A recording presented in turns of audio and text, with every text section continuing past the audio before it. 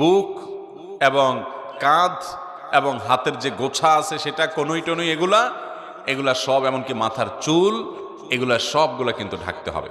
আমাদের অনেক মহিলারা আছেন, অনেক মা বোনরা আছেন, মা চাচিরা আছেন, যারা দেখা যায় এখনো আপনার শাড়ি পরে নামাজ পড়েন, তার উপরে কোনো ওড়না পড়েন না।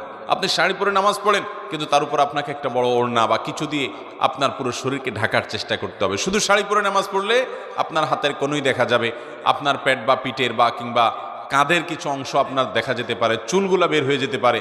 যদি আপনার পুরো নামাজ জুড়ে এরকম শরীরের সমস্ত অঙ্গ প্রত্যঙ্গ খোলা থাকে, আপনার নামাজ হবে না। অনেক মহিলারা আছেন সারা জীবন নামাজ পড়েছেন, কিন্তু তাদের নামাজ হয় নাই।